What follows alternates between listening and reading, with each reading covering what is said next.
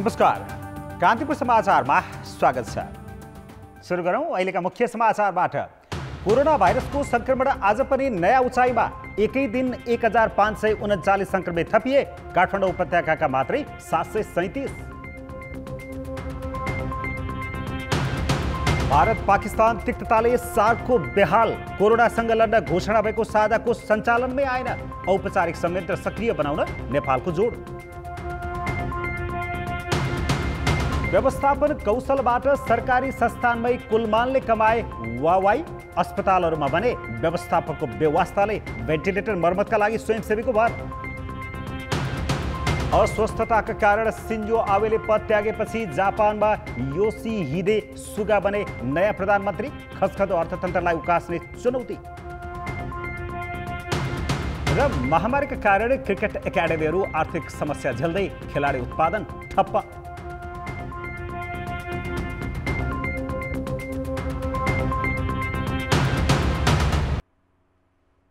Corona संक्रमण एकै दिनमा अहिलेसम्मकै उच्च देखिएको छ। पछिल्लो 24 घण्टामा काठमाडौँ उपत्यकामा मात्रै 737 सहित सबैभन्दा धेरै 1539 थपिएका छन्।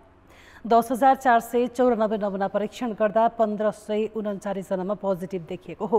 यो सँगै नेपालमा भाइरसबाट संक्रमित हुनेको संख्या 57,948 पुगेको छ। तीमध्ये 41,706 जना निको भएका छन्। पछिल्लो 24 घण्टामा मात्रै 1,068 जना अस्पतालबाट डिस्चार्ज भएका छन्। संक्रमित मध्ये 4 महिला र 4 पुरुष सहित थप 9 जनाको मृत्यु भएको छ। अहिलेसम्म जम्मा 379 जनाको मृत्यु भएको छ। दिन प्रतिदिन संक्रमण र मृत्यु दर बढ्दै जाँदा सरकारले मृत्युपछि गरिँदै आएको संक्रमण परीक्षण स्थगित गर्ने बताएको छ। सबबाट नमुना निकाली कोभिड-19 परीक्षण गर्ने काम नगर्ने नगराउने। यहाँ मान्छेको मृत्यु भइसकेपछि कोभिड-19 को टेस्ट गर्ने पनि सूचना प्राप्त भएको छ। त्यसो गर्नु पर्दैन। यससँग सम्बन्धित निर्देशिकाहरूलाई हामी परिमार्जन गर्दै लग्नेछौँ। यस्तै मन्त्रालयले परीक्षण गरिएका नमुना नेगेटिभ आए 1 महिना र पोजिटिभ आए 3 महिनासम्म सङ्कलन गरेर राख्न समेत प्रयोगशालालाई निर्देशन दिएको छ। भोलिदेखि सार्वजनिक यातायात सञ्चालन हुने भएकाले सम्भावित उच्च जोखिमबाट सतर्क रहन सबैलाई आग्रह गरेको छ। स्वास्थ्य मन्त्रालयका अनुसार बुधबार काठमाडौँमा 652, सिराहामा 274, सुनसरीमा 70, ललितपुरमा 60, रूपन्देहीमा 45, बाँके र सप्तरीमा 44 जना नयाँ संक्रमित थपिएका छन्। भाइरसका बिरामीमध्ये 173 जनाको आइसियु र 28 जनाको भेन्टिलेटरमा अहिले उपचार भइरहेको छ। स्वास्थ्य मन्त्रालयले पिसिआर परीक्षणको मूल्य आइतबार बढीमा 2,000 रुपियाँ मात्र लिन पाउने निर्णय गर्यो। त्यसको विरोधमा निजी प्रयोगशालाले भोलिपल्ट विज्ञप्ति निकालेर सकिँदैन भने। यसले निजी प्रयोगशालाले मुनाफाका लागि एकातिर परीक्षणमा लापरवाही गर्ने जोखिम बढाएको छ, अर्कातिर संविधानले नै सरुवा रोगको उपचार निःशुल्क भनेको अवस्थामा सरकारले निजी प्रयोगशालालाई किन व्यापार गर्न दिइरहेको छ भन्ने प्रश्न उठाएको छ। आधारभूत स्वास्थ्य सेवालाई मौलिक हकका रूपमा व्यवस्था गरिएकाले सरुवा रोगको उपचारको जिम्मेवारी सरकारको हो। तर विश्वव्यापी महामारी कोरोना भाइरस संक्रमण परीक्षणमा सरकारले व्यापार गर्न दिइरहेको छ। संविधानतः पिसिआर परीक्षणको शुल्क उठाउनु मौलिक हक विपरीत भए पनि स्वास्थ्य मन्त्रालय नै शुल्क उठाउन अनुमति दिएको हो। सुरुमा 5500 रुपियाँका दरले शुल्क उठाउन दिएकामा 4400 हुँदै अहिले परीक्षण शुल्क अधिकतम 2000 रुपियाँमा झारिएको छ।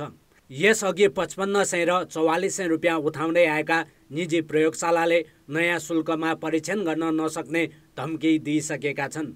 उनीहरूले मुनाफाका लागि न्यून स्तरका सामग्री प्रयोग गरी परीक्षणमै लापरवाही गर्ने जोखिम बढाएको छ। यो मन्त्रालयका लागि निजी प्रयोगशालालाई व्यापार गर्न रोक्ने अवसर भयो।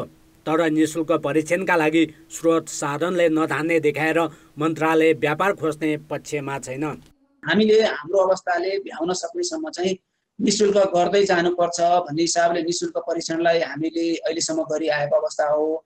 भोलिका दिनमा हामीले कुन पाटोलाई बढी जोड दिनुपर्छ भन्ने हिसाबले विश्लेषण गर्दै जाँदा हामीले निःशुल्क गरिरहेको परीक्षणमा पनि पुनरावलोकन गरेर जानुपर्छ कि भन्ने बहसको विषय छ, छलफलको विषय छ। मन्त्रालयले एक किसिमको तयारी पनि गरेको छ। शुल्क तिरेर सरकारी अथवा गैर सरकारी जुनसुकै 47 वटा प्रयोगशालाहरू सञ्चालनमा छन्। सबै प्रयोगशालाहरूमा परीक्षण गर्न पाइने व्यवस्था छ। निजी प्रयोगशालाको परीक्षणलाई लिएर यसअघि नै प्रश्न उठेको थियो। यस क्षेत्रको नियामक निकाय राष्ट्रिय जनस्वास्थ्य प्रयोगशालाले त लापरवाही हुने कारण देखाएर निजी प्रयोगशालालाई परीक्षणको अनुमति नै दिन नहुने भनेको थियो। तर अहिले सङ्क्रमितसँग सम्पर्क हुने बाहेक शङ्का लागेर परीक्षण गराउँदा सरकारी र निजी संस्था दुवैमा शुल्क तिर्नुपर्छ। त्यति मात्र होइन, मन्त्रालयले लक्षण नदेखिनेको परीक्षण नै नगर्ने मापदण्ड बनाएर आफू जिम्मेवारीबाट पन्छिँदैछ र शुल्क उठाउन प्रोत्साहित गर्दैछ। यो महामारीको बेलामा टेस्ट मात्रै होइन, उपचार, टेस्ट सबै कुराको व्यवस्था सरकारहरूले नै गर्नुपर्ने हुन्छ। चाहे त्यो प्राइभेट हस्पिटल होस् चाहे सरकारी हस्पिटल होस् होइन, सबैमा चाहिँ सरकारले नै गरेको राम्रो हुन्छ र आइडियली हुनु पनि पर्ने त्यही हो। तर आफ्नो बाध्यतावश गर्न नसक्नु आफ्नो ठाउँमा छ। तर साथै जनताको पनि जवाबदेहिता के हुन्छ भने अब सरकारहरू गरिब छन्, कमजोर छन्, सक्दैनन् भन्ने कुरा बेग्लै हो। कोरोना महामारीका बेला निजी स्रोत साधन समेत राज्यले प्रयोग गरी जसरी हुन्छ नागरिकलाई राहत दिनुपर्ने हो। तर स्वास्थ्य मन्त्रालय भने संवैधानिक दायित्व पनि बिर्सेर आफूले गर्नुपर्ने काम समेत व्यापारीलाई जिम्मा लगाउँदैछ। कान्तिपुर समाचारका लागि क्यामेरामा राजेन्द्र महर्जनका साथ नारायण किलम्बु, काठमाडौँ। भारत र पाकिस्तान बीचको तिक्तताका कारण सार्क शिखर सम्मेलन नभएको 6 वर्ष पुग्न लागेको छ। सार्क राष्ट्रको अध्यक्षका हिसाबले नेपालले सम्मेलनका लागि पहल गरे पनि भारत यसमा तयार भइसकेको छैन। गत भदौ 9 गते नेपाल सरकारले सार्क राष्ट्रका विदेश मन्त्री स्तरीय छलफल गर्न परराष्ट्र मन्त्री प्रदीप गेवालीको नेतृत्वमा समिति बनाए पनि भारतले अहिलेसम्म सहभागिताबारे निदो गरेको छैन। भारत बैठकमा सहभागी नभई आगामी असोज 8 गतेका लागि तय गरिएको परराष्ट्र मन्त्री स्तरको बैठक समेत प्रभावित हुने देखिन्छ। गत फागुन 30 गते भारतीय प्रधानमन्त्री नरेन्द्र मोदीले एउटा ट्विट गरी कोरोना भाइरस विरुद्धको लडाईँका लागि बलियो रणनीति तय गर्न सार्क स्तरीय भिडियो कन्फरेन्स प्रस्ताव गरे। उनकै प्रस्तावमा चैत 3 मा सार्क राष्ट्र र सरकार प्रमुखको भिडियो कन्फरेन्सबाट कोरोनासँग लड्न संयुक्त आपतकालीन कोष घोषणा भयो। मोदीको प्रस्ताव सुरुमा पाकिस्तानले स्वीकार गरे पनि कोष सञ्चालन सार्क सचिवालय मार्फत गर्नुपर्ने शर्त राख्यो। त्यसपछि मोदीको प्रस्तावले मूर्त रूप पाउन सकेन। त्यसो त 6 वर्षदेखि सार्क सम्मेलन नहुनुमा पनि भारत पाकिस्तानको तनावपूर्ण सम्बन्ध नै जिम्मेवार छ। 2071 मक्सिरमा काठमाडौँमा 18औं शिखर सम्मेलन भएपछि त्यसको 2 वर्षमा 19औं सम्मेलन पाकिस्तानको इस्लामाबादमा हुने तय गरिएको थियो। तर भारतले सुरक्षा चुनौती देखाउँदै सहभागी नहुने बताएपछि 6 वर्षदेखि सम्मेलन नै हुन सकेको छैन। अध्यक्ष राष्ट्रका हैसियतमा नेपालले पहल गरे पनि भारत सार्कप्रति सकारात्मक देखिएको छैन। विगतमा संयुक्त राष्ट्र सङ्घको महासभाकै बीचमा सार्क परराष्ट्र मन्त्रीको बैठक गर्ने चलन थियो। यसपटक महामारीका कारण महासभा समेत भर्चुअल हुने भएपछि नेपालले परराष्ट्र मन्त्रीहरूको भर्चुअल बैठकका लागि पहल गरिरहेको छ। बैठकमा प्रतिनिधित्व गर्न गत भदौ 9 गते नै सरकारले परराष्ट्र मन्त्री प्रदीप गेवालीको नेतृत्वमा 3 सदस्यीय समिति गठन गरेको छ। बैठकका लागि आगामी असोज 8 गते तिथि प्रस्ताव गरिएको छ। तर भारतले सहभागी हुने नहुने प्रश्न पारेको छैन। अरू 7वटै सदस्य राष्ट्र तयार हुँदा पनि भारतको मौनतालाई सार्क प्रतिकै अरुचिका रूपमा हेरिएको छ। एउटा त अहिले सार्क चाहिँ एक किसिमको कोमामै छ। त्यो हिसाबले हेर्दाखेरि अहिले पछिल्लो समय चाहिँ अलिकता जुन प्रमुख कारणले सार्क एक किसिमको निष्क्रिय रूपमा रहेको हो, त्यसको कारणमध्ये एउटा चाहिने प्रमुख कारक भारत चाहिने त्यसलाई क्रियाशील बनाउनलाई अलिकता उत्सुक हो कि भने जस्तो देखिएको थियो। तर अब त्यो पनि अहिले आएर खासै सफलीभूत हुन सकेका छैन। भारतले सार्कलाई भन्दा पाकिस्तान सदस्य नरहेको बहुपक्षीय प्राविधिक र आर्थिक सहयोगका लागि बंगालको खाडीको प्रयास बिमस्टेकलाई प्राथमिकता दिइरहेको छ। अन्तर्राष्ट्रिय रूपमा पाकिस्तानलाई एक्ल्याउने भारतीय रणनीतिको घानमा सार्क परेको र यी दुई देशबीच सम्बन्ध सुधार नभएसम्म सार्क प्रभावकारी नहुने देखिन्छ। दुई देशको अन्डरस्ट्यान्डिङ राम्रो नभएसम्म पाकिस्तान जुन यो क्षेत्रका चाहिँ प्रमुख राष्ट्रहरू हो र ठुला राष्ट्रहरू पनि हो, भौगोलिक दृष्टिकोणबाट पनि दुई देशको बीचमा राम्रो समझदारी नभइकन चाहिँ सार्क अगाडि बढ्दैन।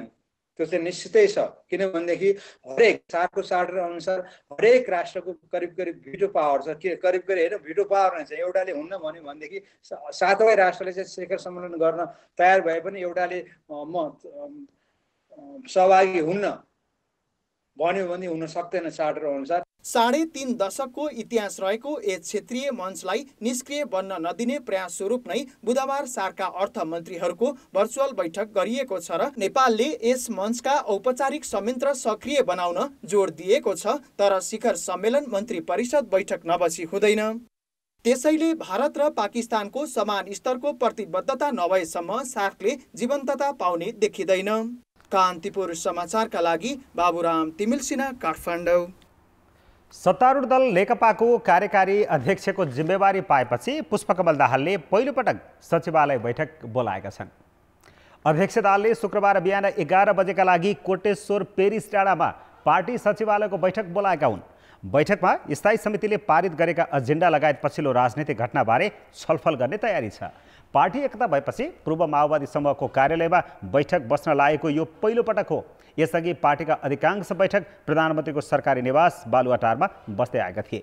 प्रधानमन्त्रीको सरकारी निवास बालुवाटारमा 5 दिन अघि बसेको पार्टी स्थायी समिति बैठकले प्रधानमन्त्री केपी शर्मा ओली र दाहालको जिम्मेवारी बाँडफाँड गरेको थियो। त्यससँगै अध्यक्ष दाहालले मङ्सिरमा कार्यकारी जिम्मेवारी पाएका थिए, तर पछि विवाद भएको थियो।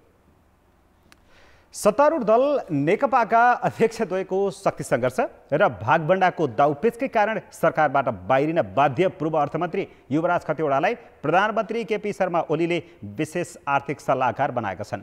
खतिवडालाई मन्त्रीकै हैसियतमा सल्लाहकार बनाउनु र अर्थ मन्त्रालय आफैले राख्नुलाई धेरैले प्रधानमन्त्रीको रणनीति र अरू नेताप्रतिको अविश्वास दुवै रूपमा अर्थ्याएका छन्। राष्ट्रसभा सदस्यका रूपमा संसद प्रवेश गरेर 2.5 वर्ष अर्थमन्त्री बनेका युवराज खतिवडालले 10 दिन अघि मात्रै पदबाट राजीनामा दिनु परेको थियो। त्यो न उनको इच्छा थियो न त प्रधानमन्त्री ओलीको चाहना थियो, त केवल सत्तारूढ नेकपाको शक्ति सङ्घर्षले निम्ताएको बाध्यता। 10 दिन अघि मात्र अर्थमन्त्रीका रूपमा सिंहदरबारबाट विदा भएका खतिवडा सोमबारको मन्त्रीपरिषद निर्णयसँगै प्रधानमन्त्री निवास बालुवाटारमा झन शक्तिशाली भएर छिरेका छन्। अर्थमन्त्रीबाट बाहिरिएका खतिवडालाई मन्त्री सरहको सल्लाहकार बनाएर भित्राउनुले प्रधानमन्त्री ओलीले अर्थ मन्त्रालय आफैले राख्न खोजेको पनि बुझिन्छ, अथवा कसैलाई मन्त्री वा राज्यमन्त्री बनाएर खतिवडाकै खटन पटनमा चलाउन खोजेको पनि हुन सक्छ। खतिवडालाई समग्र अर्थतन्त्रको योजनाकारका रूपमा राखेर अर्थ मन्त्रालय खोजेका प्रभावशाली नेताहरूलाई परै राख्ने रणनीति पनि प्रधानमन्त्रीको हुन सक्छ।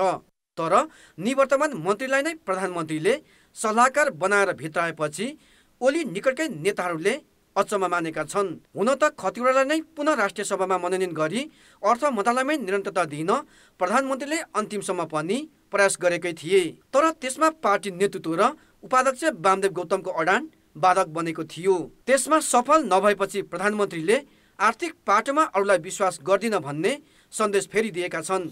त्यति मात्रै होइन, उनले खतिवडालाई नै सिङ्गो सरकारको खटन पटनमा आफ्नै छायाका रूपमा प्रयोग गर्न खोजेका हुन् कि भन्ने अड्कल पनि काटिएको छ। कान्तिपुर समाचारका लागि दशरथ राई, काठमाडौँ।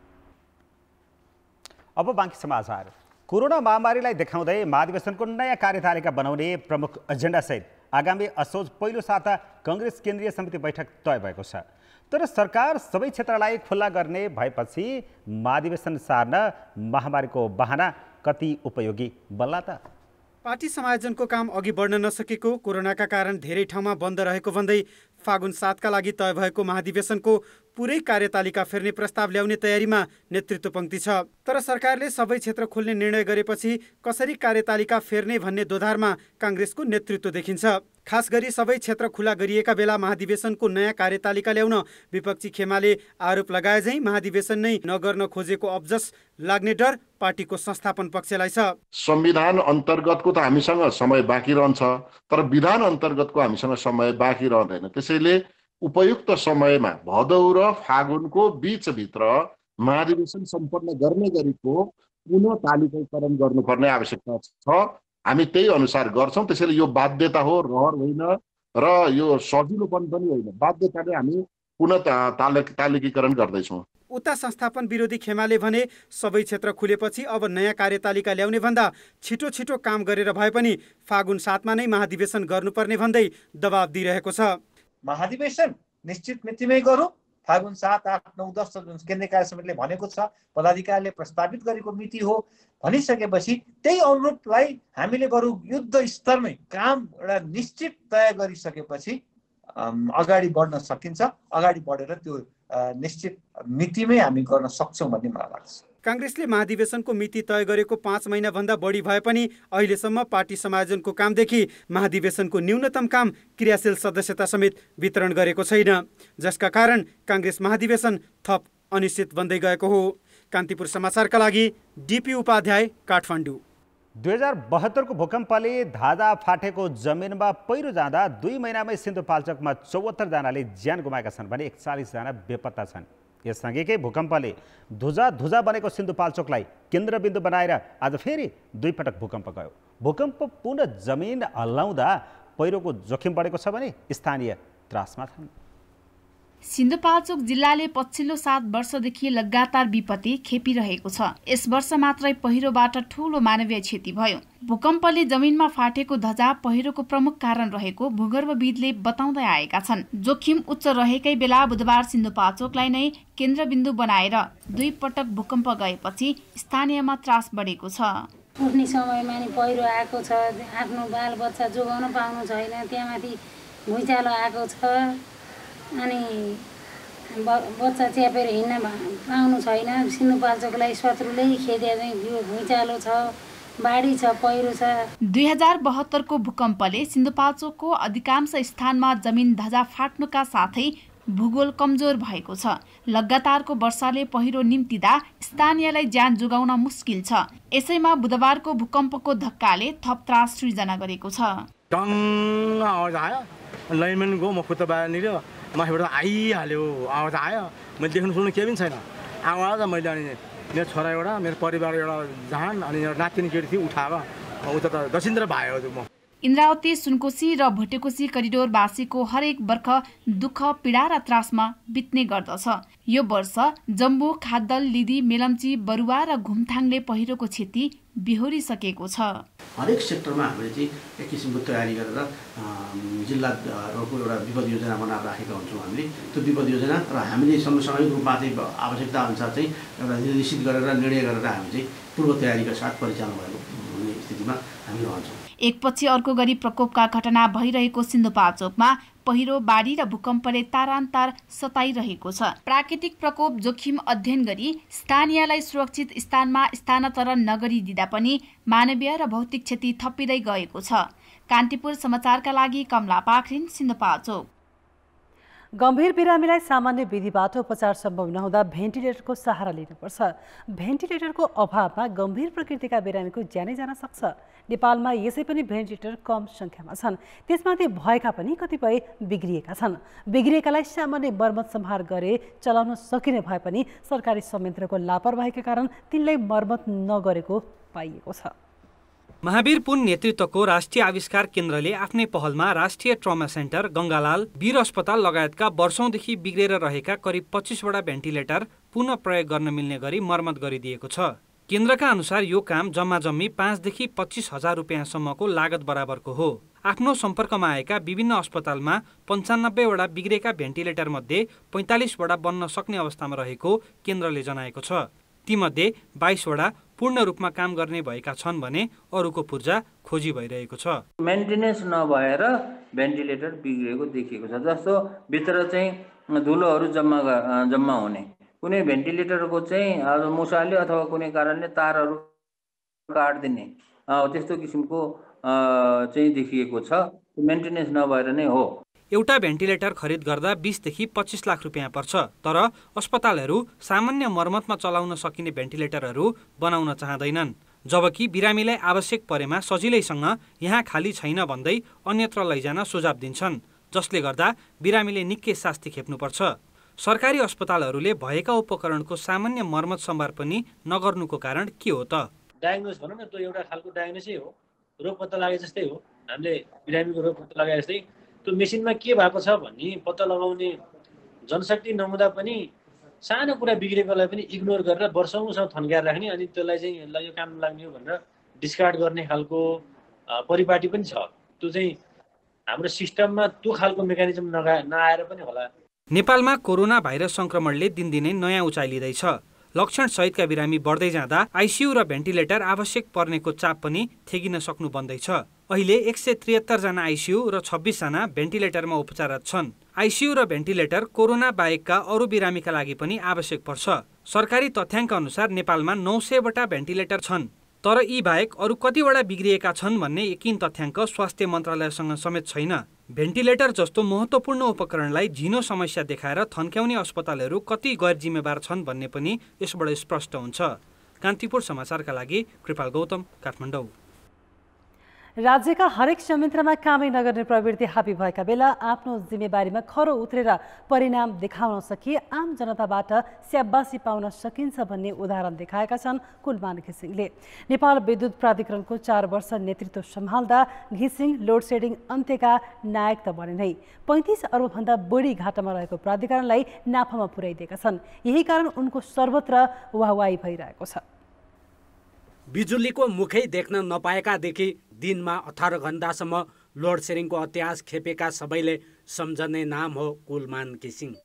त्यसैले त नेपाल विद्युत प्राधिकरणको प्रबन्ध निर्देशकका रूपमा 4 वर्ष कार्यकाल सकेर घिसिङ घर जाँदा अहिले पनि मानिसहरू उनैलाई निरन्तरता दिनुपर्ने मागसहित सडकमा उत्रिरहेका छन्।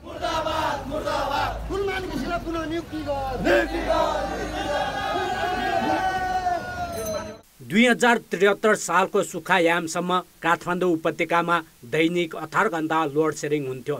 प्राधिकरणको सञ्चित घाटा 35 अर्ब र विद्युत चुहावट 26% थियो। जब घिसिङले प्राधिकरणको नेतृत्व सम्हाले त्यसपछि उनको व्यवस्थापकीय क्षमताकै कारण लोड सेडिङ अन्त्य, चुहावट नियन्त्रण र प्राधिकरण नाफा कमाउने संस्थामा दौडियो। अँध्यारोमा बस्न बाध्य जनताले 24 घण्टा बिजुली पाएपछि खुसी नहुने कुरै भएन। त्यसैले घिसिङ हरेक नेपालीको मन मस्तिष्कमा बस्न सफल भएका छन्।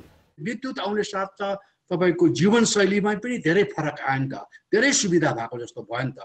यो अन्धकारबाट चाहिँ उज्यालोमा आएको जस्तै तपाईँको केटाकेटीहरूले पढ्नु पाए, उज्यालोमा पढ्नु पाए। तपाईँको त पहिला लोड सेडिङमा हुन्थेन, मटेरियल किन्नु पर्थ्यो होला, तपाईँको के गर्नु पर्थ्यो होला, त्यो जम्मै कुरा रोकियो नि त। त्यसले गर्दाखेरि चाहिँ उहाँ चाहिँ मेरो विचारमा धेरै लोकप्रिय हुनु पर्यो। यो एउटा मुख्य कारण चाहिँ लोड सेडिङको अन्त हो। घिसिङले जे जति गरे उनको निरन्तरताको लगाव र अबल व्यवस्थापकीय क्षमताको परिणाम थियो। उनले छुट्टै कुनै आविष्कार वा चमत्कार गरेका थिएनन्। गरेका थिए त केवल आफ्नो पद र जिम्मेवारी प्रतिको न्याय। त्यस अघिका प्रबन्ध निर्देशकले गर्नुपर्ने काम पनि गरेनन् जुन घिसिङले गरे। त्यसैकै फलस्वरूप मुलुक लोड सेडिङ मुक्त हुनुका साथै प्राधिकरणकै कायापलट भयो। उनकै कार्यकालमा त्रिशुली 3H, चमेली र कुलेखानी तेस्रो जस्ता रुग्ण आयोजना सम्पन्न भए। माथिल्लो तामाकोसीको जटिलता फुक्यो। उनको कामको सराहना अहिले सामाजिक सञ्जालदेखि सडकसम्मै भइरहेको छ। नियुक्ति भएको छैन, के भएको छ, ढिला सुस्त भएको छ, भ्रष्टाचार भएको छ, होइन?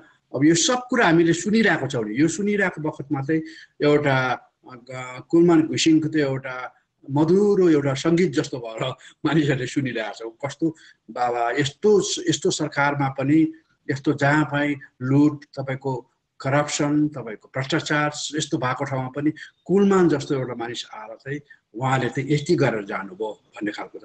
वास्तवमा कुलमान जस्तै मैले अघि पनि भनिहालेँ, सब ठाउँमा चाहिन्छ। एउटा कुलमानले पुग्दैन, हामीले धेरै कुलमानहरू चाहिन्छ। हुन त एउटा व्यक्तिले सारा समस्या छु मन्तर शैलीमा समाधान गर्न सक्दैनन्, तर जताततै व्यथिति र अनियमितता भइरहेका बेला एउटा सार्वजनिक संस्थाको कुशल सञ्चालन गरी उभो लगाएर देखाइदिए कुलमानले, जसको जनस्तरबाटै प्रशंसा भएको छ। आफूले राम्रो काम गरेर पनि प्रशंसा नपाएको गुनासो गर्नेहरूले पनि साँच्चै राम्रो काम गर्दा जनताले पनि राम्रै मूल्याङ्कन गर्दा रहेछन् भन्ने मनन गर्ने हो कि? कान्तिपुर समाचारका लागि क्यामेरामा विनोद कोजु, सञ्जय लुइतेलका साथ नारायण किलम्बु, काठमाडौँ।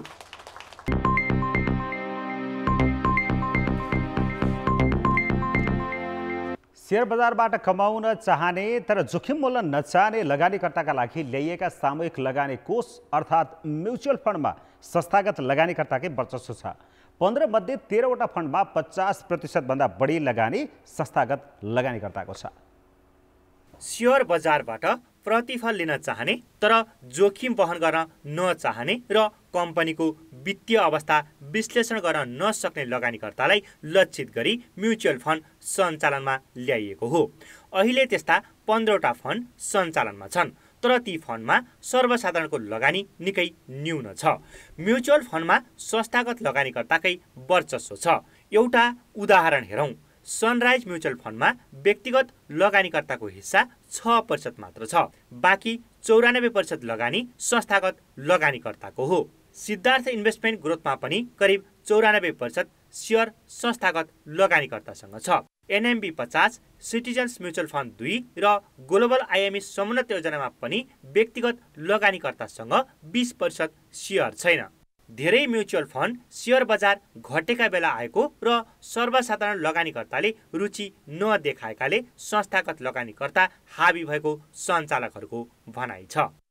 बढेको बेलामा यसको नेगेटिभ भ्यालु राम्रो हुने अनि त्यो बेलामा चाहिँ प्राइसहरू पनि राम्रो फर्मेसन हुने, त्यो बेलामा चाहिँ फन्ड अफर गर्दाखेरि चाहिँ व्यक्तिगत लगानीकर्ताको पनि एकदम धेरै एप्लिकेसन चाहिँ देखिएको छ हैन। तर के भने मार्केट अलिकति तलको भएको अवस्थामा चाहिँ व्यक्तिगत लगानीकर्ताहरू खासै चाहिँ इन्ट्रेस्टेड देखिएनन् हाम्रो अनुभवमा। मेरो 2टा स्किममा हेर्दा पनि हामीले सञ्चालनमा ल्याएको 2टा स्किममा पनि त्यही नै देखियो। र यसमा चाहिँ हामीले फेरि हाम्रो स्ट्राटेजी के हुन्छ भन्दाखेरि म्युचुअल फन्ड सञ्चालनको स्ट्राटेजी मार्केट एकदम अन्डर भ्यालुड भएको बेलामा नै चाहिँ फन्डहरू ल्याएर लगानी गर्न सकियो भने प्रतिफल राम्रो दिन सकिन्छ भन्ने हो।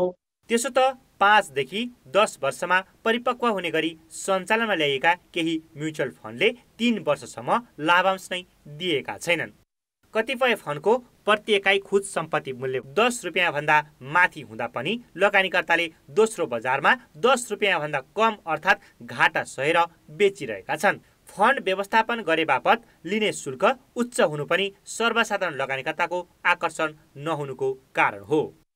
म्युचुअल फन्ड त्यस्तो खालको लगानीकर्ताको लागि हो जो सानो सानो किसिममा अमाउन्टमा रकममा लगानी गर्न चाहन्छ र सेयर मार्केटको फाइदा लिन चाहन्छ। त्यस्तो सानो सानो वास्तवमा यो सानो सानो लगानीकर्ताहरूको लागि नै हो। अहिलेको म्युचुअल फन्डको फिज अलिकति महँगो छ। बरु उनीहरूले ठुलो भोल्युममा म्युचुअल फन्ड ल्याउने फीलाई चाहिँ घटाउने गरेर पनि अलिकति रिटर्न बढाउन सकिन्छ। अर्को लगानीको तरिका छ। लगानीको तरिकामा पनि म्युचुअल फन्ड कम्पनीहरूले त्यसलाई त्यो तरिका नयाँ तरिकाहरू सिकेर लगानी गर्नु पर्यो के। फन्ड व्यवस्थापकको कमजोरीका कारण कतिपय फन्डले आम्दानी बढाउनै सकेका छैनन्। यस्तो अवस्थामा पनि व्यवस्थापकले आकर्षक सुविधा लिन भने छाडेका छैनन्। कान्तिपुर समाचारका लागि क्यामेरामा हरिशरण तिमेल सेनाका साथ सुदिल पोखरेल, काठमाडौँ। अब अन्तर्राष्ट्रिय समाचार।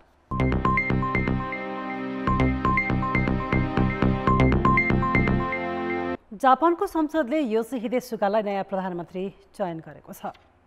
सत्तारूढ लिबरल डेमोक्रेटिक पार्टीबाट मुख्य नेता चुनिएको तेस्रो दिनमै 71 वर्षीय सुगालाई संसदले आज औपचारिक रूपमा प्रधानमन्त्री चयन गरेको हो। उनले आजै नयाँ मन्त्रीमण्डल गठन गर्नेछन् र त्यसलाई जापानी सम्राटले समर्थन गरेपछि भोलिबाटै कार्यभार सम्हाल्ने योजना छ। प्रधानमन्त्री चयनका लागि आज भएको मतदानमा 462 मध्ये सुगाले 314 मत प्राप्त गरेका थिए। जापानको तल्लो सदनमा लिबरल डेमोक्रेटिक पार्टीको 2/3 बहुमत रहेको छ। 2 साताअघि सिन्जो आबेले स्वास्थ्यका कारण देखाउँदै पद त्याग्ने घोषणा गरेपछि सत्तारूढ पार्टीले वरिष्ठ नेता सुगालाई नयाँ प्रधानमन्त्रीका रूपमा अघि सारेको थियो। विश्वमै बलियो अर्थतन्त्र जापानको प्रधानमन्त्री निर्वाचित भएसँगै उनका सामु पार्टीको लोकप्रियता कायमै राख्ने, खस्किँदो अर्थतन्त्र उकास्ने, कोरोना महामारी नियन्त्रण र चीन अमेरिका जस्ता शक्ति मुलुकसँग सहकारी गर्ने लगायतका चुनौती पनि छन्। पूर्व प्रधानमन्त्री सिन्जो आबेसँग निकटमा रहेर काम गरेका सुगाले उनकै आर्थिक नीतिलाई अघि बढाउनेछन्। विश्वभर अहिले कोरोना भाइरस विरुद्ध 170 भन्दा बढी खोप विकासको क्रममा रहेको छ। तीमध्ये 9वटा खोप तेस्रो तथा अन्तिम चरणको चिकित्सकीय परीक्षणमा छन्। तेस्रो चरणमा परीक्षणबाट मानवका लागि सुरक्षित र प्रभावकारी सिद्ध ठहरेको खोपलाई नै विश्व स्वास्थ्य संगठनले प्रयोगका लागि अनुमति दिनेछ। कोरोना कहरले सर्वत्र त्रास र अनिश्चयको चिन्ता थपिरहेका बेला 9वटा खोपको अन्तिम परीक्षणको खबरले विश्व मानव समुदायमा आशा र खुसीको सञ्चार गरेको छ। तेस्रो चरणमा रहेका 9वटा खोप मध्ये 4वटा चिनिया खोप छन् भने 2वटा अमेरिकी छन्। बेलायती, जर्मन र रुसी खोप पनि तेस्रो तथा अन्तिम चरणमा छन्। चीनको राष्ट्रिय औषधि उत्पादक समूहको एउटा एकाइ सिनोफार्मले सिनोभाक बायोटेक कम्पनीसँग मिलेर 3वटा खोप विकास गरिरहेको छ भने केनसिनो बायोलोजिक्स कम्पनीले चौथो खोप विकास गरिरहेको छ। केनसिनो बायोले विकास गरेको खोपलाई चिनिया सेनाले गत जुनमै प्रयोगका लागि अनुमति दिइसकेको छ। यता तेस्रो चरणको परीक्षणमा रहेका 2वटा अमेरिकी खोपमा मोडर्ना कम्पनीले विकास गरिरहेको खोप निकै चर्चामा छ। यसैगरी जोन्सन एन्ड जोन्सन कम्पनीको जानसिन फार्मास्युटिकलले विकास गरिरहेको खोप पनि तेस्रो चरणको परीक्षणको क्रममा प्रवेश गरेको छ। यद्यपि यसले खोपका लागि स्वयंसेवकहरूको छनौट भने गरिसकेको छैन। जर्मनीको बायोएनटेक कम्पनीले अमेरिकन कम्पनी फाइजर र चिनिया कम्पनी फोसस फर्मासँग मिलेर विकास गरेको खोप पनि तेस्रो चरणको परीक्षणमा छ। उता बेलायतको अक्सफोर्ड विश्वविद्यालयले एस्ट्राजेनेका कम्पनीसँग मिलेर विकास गरिरहेको खोपको तेस्रो चरणको परीक्षणबाट निकैले ठूलो अपेक्षा गरेका छन्। विश्व स्वास्थ्य संगठनले तेस्रो चरणको परीक्षणमा रहेको भनेर सूचीकृत गरेको खोपमा रुसी कम्पनी गामालियाले विकास गरेको स्पुतनिक 5 नामको खोप पनि रहेको छ। रुसले गत महिना नै यो खोपलाई आफ्नो देशमा प्रयोगका लागि आधिकारिक मान्यता दिए पनि तेस्रो चरणको परीक्षण नै नगरी अनुमति दिएकाले यसको विश्वसनीयतामाथि प्रश्नचिह्न खडा भएको छ। अमेरिकामा नोभेम्बर 3 मा हुने राष्ट्रपतीय निर्वाचन अगावै खोप आइसक्ने अनुमान गरिएकोमा त्यो असम्भव देखिएको छ। तर चिनिया रोग नियन्त्रण तथा रोकथाम केन्द्रका एकजना वरिष्ठ वैज्ञानिकले नोभेम्बर वा डिसेम्बरसम्ममा सर्वसाधारणका लागि खोप उपलब्ध हुने बताएका छन्। विश्व स्वास्थ्य संगठनले भने 2021 को मध्यसम्ममा मात्रै कोरोना विरुद्धको खोप अभियान सञ्चालन हुन सक्ने जनाएको छ। कान्तिपुर समाचारका लागि अन्तर्राष्ट्रिय ब्युरो। अब बाँकी समाचार। काठमाडौँ उपत्यकामा जिल्ला प्रशासन कार्यालयहरूले बिहिबारदेखि होटल तथा रेस्टुरेन्ट सञ्चालनमा लगाएको रोक हटाएका छन्। निषेधाज्ञा सम्बन्धी आदेशको पुनरावलोकन गर्दै टेकअवे मात्र सञ्चालन गर्न दिएको होटल रेस्टुरेन्ट सञ्चालन खुला गरिएको हो। उपत्यकामा लगाइएको सवारी साधनको जोर बेजोरमा भने कायमै राखिएको छ। उपत्यकाबाट बाहिर जाने र उपत्यका प्रवेश गर्ने सवारी साधन प्रवेश पनि खुला गरिएको छ। मन्त्री परिषदले असोज 1 गतेदेखि लामो दूरीका यातायात खुलाउने निर्णय गरिसकेको अवस्थामा प्रशासनले यस्तो निर्णय लिएको हो। शैलिन, ब्युटी पार्लर, सिनेमा हल र जिम, पब र स्पा भने खोल्न पाइने छैन। यस्तै शैक्षिक संस्था, सभा समारोह, पार्टी तथा विरोध र्यालीमा लगाइएको रोक पनि कायमै राखिएको छ। चाडबाड नजिकिँदै गर्दा आवत जावत सहज बनाइने भन्दै सरकारले असोज 5 गतेबाट आन्तरिक उडान सुचारू गर्न लागेको छ। भोलिदेखि लामो दूरीका यातायात समेत खुला गरिँदैछ। तर संक्रमण दर दिनहुँ बढिरहेका बेला यातायात र हवाई सेवा सुरु गर्दा बढ्ने जोखिममा पनि पर्याप्त तयारी देखिँदैन। सरदर दैनिक 300 आन्तरिक उडान गर्ने त्रिभुवन अन्तर्राष्ट्रिय विमानस्थलको आन्तरिक टर्मिनल करिब 6 महिना यता सुनसान जस्तै छ। कोरोना संक्रमण र लकडाउनले चैत्रदेखि ठप्प आन्तरिक उडान नजिकिदो चाडबाडलाई लक्षित गरी असोज 5 गतेबाट खुलाउने तयारी छ। अन्तर्राष्ट्रिय उडान भने 2 साता अघि नै खुला भइसकेको थियो। सरकारले आन्तरिक उडानमा 50% यात्रु राखेर सेवा थाल्न विमान सञ्चालकहरूलाई आग्रह गरेको छ। तर स्वास्थ्य मापदण्ड अपनाएर पुरै क्षमतामा अन्तर्राष्ट्रिय उडान भइरहेकाले आर्थिक भार हुन नदिन आन्तरिकमा पनि त्यसै अनुसार हुनुपर्ने निजी एयरलाइन्सहरूको माग छ। कम्पनीहरूले उडानका लागि अपनाउनु पर्ने स्वास्थ्य सुरक्षा र कर्मचारीलाई तालिम पनि पूरा गरिसकेका छन्। विमानभित्र यात्रुले हाते ब्याग लैजान र शौचालय प्रयोग गर्न नपाइने भनिएको छ। विमान परिचारिकालाई PPE र भाइजर सहित यात्रुलाई समेत मास्क र सेनिटाइजरको प्रयोग अनिवार्य गरिएको छ। कसरी ल्याउने कसरी लैजाने जहाजभित्रको जिम्मेवारी एयरलाइन्सको भयो। उसको पाइलटहरूले कस्तो अवस्था PPE नै लाउनुहुन्छ, डेमोमा त्यही गर्नु भएको छ भने पक्कै लगाउनुहुन्छ हैन त। त्यसपछि जहाजलाई पुरा सेनिटाइज गर्ने हैन, त्यसमा छर्ने जिम्मा एयरलाइन्सको भयो। त्यसपछि टर्मिनलहरूमा चाहिँ नि सेनिटाइज गर्ने काम हाम्रो भयो, जुन हामीले अहोरात्र खटेर गरिरहेका छौँ। हाम्रो क्षमता शक्ति स्रोतले भ्याएसम्म विनम्रता साथ सबै यात्रुलाई सबै एयरपोर्ट युजर्सहरूलाई एकदमै 2 हात जोडेर बिन्ती के गर्छु भने स्वास्थ्यका मापदण्डहरू अपनाइदिउँ। लकडाउनका कारण विमानस्थलले 3 अर्ब रुपैयाँ घाटा बेहोरिसकेकाले अब आर्थिक पक्षलाई पनि हेरिनेछ। अर्कोतिर लामो दूरीका सार्वजनिक यातायातमा समेत स्वास्थ्य सुरक्षा मापदण्ड अपनाउनु पर्नेछ। 50% सिटमा मात्रै यात्रु राख्ने र भाडा दर 50% बढी लिन पाउने व्यवस्था सरकारले गरेको छ।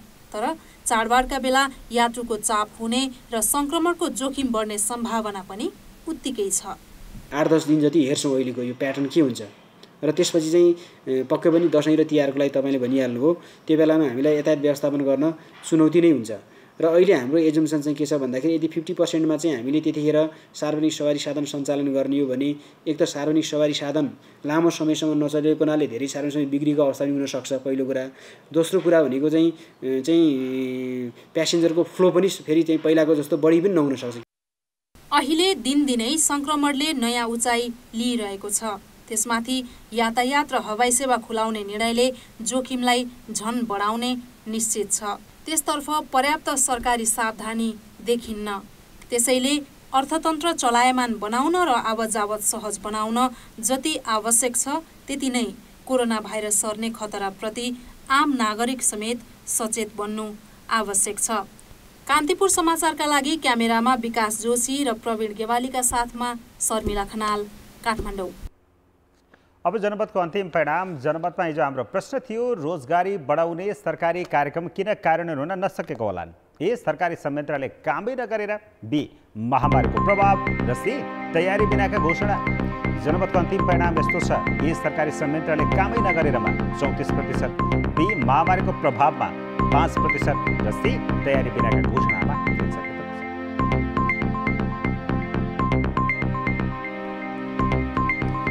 अब जनमतमा आजको प्रश्न। जनमत आजको प्रश्न छ, सरकारी अस्पतालका भेन्टिलेटर किन मर्मत सम्हार नगरी राखिएको होला? ए, स्रोत साधनको अभाव, बी, समयले नभ्याएर, र सी, व्यवस्थापनकै गैर जिम्मेवारी। जनमतको अन्तिम परिणाम भोलि बेलुका 8 बजेको कान्तिपुर समाचारमा प्रसारण गर्नेछौँ। कृपया न्युज स्पेस ए, बी वा सी टाइप गरी 34001मा SMS गरी आफ्नो मत व्यक्त गर्नुहोला। अब जनताको आवाज। हामीले विराटनगरमा मल किन्न आएका किसानलाई सोधेका छौँ, दीर्घकालीन समस्याको रूपमा रहेको मलको समस्या किन समाधान नभएको होला? जनताको आवाज। मल कति आवश्यक पर्ने हो त्यसको चाहिँ डाटा लिएर बेलैमा किसानहरूलाई चाहिँ उपलब्ध गराउनुपर्छ। 5-7 बिघा खेती गर्छु, अहिलेसम्म 5 बराम मात्रै खाद युरिया हालेको छु, मल पाइँदैन। यी लाइनमा लागेर मल लिनुपर्छ। नेताहरूले नै यसमा सोच्नुपर्छ। यसपालिको बाली नाली सब बिग्रियो, मल बिना खत्तम भयो। हामीहरूले अहिले भन्छ सन्धि भएको छैन। साल ट्रेडिङले आफै बाँड्नुपर्ने हो क्या मल, र यो जुन बिचौलियालाई दियो यो खत्तम भएको हो। खेती किसानले लगाएर आफ्नो निर्वाह आफूले गर्ने भनेर भन्छ, तर 2 बिघा खेती 1 बिघा खेती गर्न 1 बोरा मलले किसानले कसरी थामेर गर्छ? सरकारले जुन अर्थ मन्त्रालयले दिएको बजेट छ त्यो बजेट सामग्री संस्थानलाई अगाडि नै छुट्याएर दिनुपर्छ। यो सदस्यतामा पनि सबै बिलेकोमा बेच्छ, 750 को खाद 1000 मा 1200 मा बेच्छ। धान रोप्ने भनेको जेठ र असारको महिना हो। अब यहाँ चाहिँ तपाईँको चाहिँ असोज कार्तिकमा मल आएर किसानले कुन उपयोग कसरी गर्छ?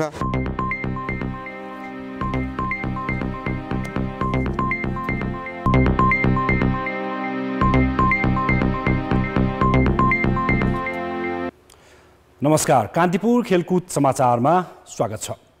कोरोना महामारीले खेलकुद गतिविधि ठप्प छ, त्यसको असर निजी क्रिकेट एकाडेमीमा पनि परेकाले खेलाडी उत्पादन शून्य अवस्थामा छ। यति मात्र होइन, मुलुकभरका 1 दर्जनभन्दा बढी एकाडेमी र ट्रेनिङ सेन्टरहरू अहिले आर्थिक सङ्कटमा परेका छन्। नेपालले सन् 2014मा विश्वकप खेल्दा क्रिकेट क्रेज वात्तै बढेको थियो। त्यसपछि हो फटाफट एकाडेमी खुल्न थालेको। हुन पनि नेपाल क्रिकेट सङ्घ क्यानको भूमिका शून्य हुँदा 1.5 करोडसम्म खर्चेर निजी क्षेत्रले एकाडेमी बनाएका हुन्। तिनै एकाडेमीबाट वर्षेनी 8 देखि 10 जना खेलाडी तयार हुन्थे। रित गौतम, सागर ढकाल, ईशान पाण्डे, कुशल मल्ल र सुशान भारी जस्ता उदयमान खेलाडी great Himalaya, Dhangadhi, star, nexus जस्ता एकाडेमीकै उत्पादन हुन्। तर अहिले कोरोना कहरले न खेलाडी उत्पादन भएका छन् न एकाडेमीले खर्च थान्न सकेका छन्। चैत वैशाखको सिजनका बेला 300 जनाभन्दा बढी प्रशिक्षार्थी हुने एकाडेमी अहिले सुनसान छन्। बच्चाहरूको एउटा यो सालको सिजन चाहिँ लस भयो, उनीहरूको ट्रेनिङको पार्टमा असर परेको छ। र अर्को कुरो रह्यो निजी एकाडेमीहरू हामी जति पनि छौँ जुन चाहिँ अब लाखौँ नियरली करोडको लेभलमा इन्भेस्ट भइसकेका छन् निजी एकाडेमीहरूबाट। र अभियसली कुनै पनि प्राइभेट बिजनेस सस्टेन गर्नको लागि रिटर्न चाहिने हुन्छ। र यो यस्तो अवस्था आयो कि अहिले आएर चाहिँ हामी सस्टेनै कसरी गर्ने भन्ने एउटा क्वेसन भइसकेको छ। आर्थिक रूपमा पनि भनौँ न, अब केही मान्छेहरूलाई केही कोचेसहरू म्यानेजरहरू भनौँ न एकाडेमीमा काम गरेर सर्भाइभ भइरहेको थियो, उहाँहरूलाई पनि यो अवस्थाले गाह्रो परेको छ। भनौँ न एकाडेमीको फी मात्र यसको स्रोत थिएन, हामीहरूले भनौँ न सञ्चालकहरूले पनि यसमा केही कन्ट्रिब्युसन गरिरहेको थियो, प्रतियोगिताहरूले पनि यसमा केही कन्ट्रिब्युसन गरिरहेको थियो। त्यो नहुँदाखेरि अलिकति अप्ठ्यारो भएको छ। नेपाल क्रिकेट सङ्घ क्यानको आफ्नै क्रिकेट एकाडेमी नहुँदा उमेर समूहदेखि राष्ट्रिय टिमसम्म खेलाडी उत्पादन र प्रोत्साहन गर्न निजी क्षेत्रले योगदान पुर्याएका छन्। तर खेलाडी पनि 6 महिनाभन्दा बढी बिना तयारी बस्नु परेपछि अभ्यासमा समेत अलमल छ। अब पहिला यो लकडाउन नभएको भए राम्रो ट्रेनिङ भइरहेको थियो, त्यही ट्रेनिङ रेगुलर ट्रेनिङ भइरहेको थियो। त्यो पछि लकडाउन भयो, ग्याप भयो, त्यो भएर अब डिले हुने। एक हिसाबले चाहिँ लस पनि हो, तर एक हिसाबले आफूलाई सोच्ने बेला पनि भयो कि 1 इयरमा अब हामीले होइन अब मेरो के गल्ती थियो त्योमा चाहिँ वर्कआउट गर्ने बेला भयो कि अहिले। त्यो अनुसार हेऱ्यो भने चाहिँ एउटा पोजिटिभ वे पनि होइन, तर अभियसली गेम खेल्न पाएन, गेम एक्सपिरियन्स पाएन, त्यो चाहिँ डिफ्रेन्ट कुरामा चाहिँ त्यो चाहिँ एउटा नेगेटिभ वे। हुन त के एकाडेमी स्वास्थ्य सावधानी अपनाएर सानो समूहमा खेलाडीलाई अभ्यासमा बोलाउने प्रयत्न थालेका छन्। तर त्यो पनि भरपर्दो छैन, किनभने अभ्यास भनेको अरू क्षेत्रमा चाहिँ वात्तै काम थाल्ने कुरा पनि भएन।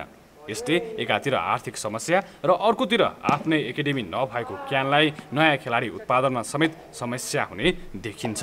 कान्तिपुर समाचारका लागि जिल्ला सहकर्मी टेकराज जोशी र क्यामेरामा मुरारी घिमिरेका साथ किशन भण्डारी, काठमाडौँ। मैत्रीपूर्ण फुटबल खेलका लागि 3वटा देशले अखिल नेपाल फुटबल सङ्घलाई प्रस्ताव गरेका छन्। कोरोना महामारीका कारण देशभित्रका सम्पूर्ण खेल गतिविधि ठप्प रहेको अवस्थामा बङ्गलादेश, मङ्गोलिया र क्यारेबियन मुलुक डोमिनिकन रिपब्लिकले मैत्रीपूर्ण खेलका लागि नेपाललाई प्रस्ताव गरेका हुन्। एन्फाले 2 होम गेमसँगै 1 अवे खेलका लागि प्रस्ताव आएको जानकारी दिएको छ। बङ्गलादेशले नेपाललाई अवे खेलका लागि समेत प्रस्ताव राखेको छ। मङ्गोलिया र डोमिनिकन रिपब्लिक भने नेपाल आउन पनि राजी छन्। चैत्र 11 गतेदेखिको लकडाउनका कारण सरकारले खेलकुदका गतिविधि बन्द गरेकाले मैत्रीपूर्ण खेलका लागि एन्फाले मिति तय गरेको छैन। नेपालसँगै बङ्गलादेशले पनि फिफा विश्वकप 2022को दोस्रो चरणको छनौट खेल खेलिरहेको छ। कोरोनाकै कारण एसियाली फुटबल महासङ्घले सबै प्रतियोगिता सन् 2021सम्मका लागि स्थगित गरेको छ। नेपाल फिफा वरियतामा 170औं स्थानमा छ, मङ्गोलिया 190औं र डोमिनिकन रिपब्लिक 158औं स्थानमा छ। इङ्ल्यान्ड क्रिकेट बोर्ड ECBले कोरोना महामारीले आर्थिक समस्या भएको भन्दै 62 कर्मचारीलाई हटाएको छ। ECBका अध्यक्षले विज्ञप्ति जारी गर्दै कोरोना पछिको आर्थिक समस्याका कारण 20% कर्मचारी कटौती गरिएको बताएका छन्।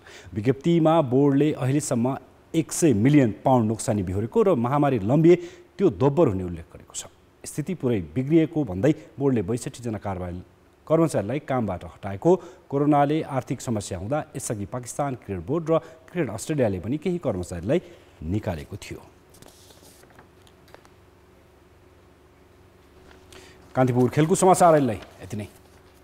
धन्यवाद रोशन। अन्त्यमा मुख्य समाचार एकपटक फेरि। कोरोना भाइरसको संक्रमण आज पनि नयाँ उचाइमा, एकै दिन 1539 संक्रमित थपिए। काठमाडौँ उपत्यकाका मात्रै 737।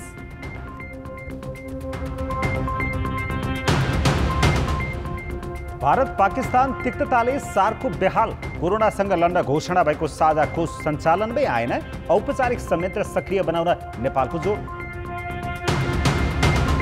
व्यवस्थापन कौशलबाट सरकारी संस्थानमै कुलमालले कमाए वावाई, अस्पतालहरूमा भने व्यवस्थापकको बेवास्ताले भेन्टिलेटर मर्मतका लागि स्वयंसेवीको भर। अस्वस्थताका कारण सिन्जो आबेले पद त्यागेपछि जापानमा योसिहिदे सुगा बने नयाँ प्रधानमन्त्री। खस्कँदो अर्थतन्त्रलाई उकास्ने चुनौती। र महामारीका कारण क्रिकेट एकाडेमीहरू आर्थिक समस्या झेल्दै खेलाडी उत्पादन ठप्प।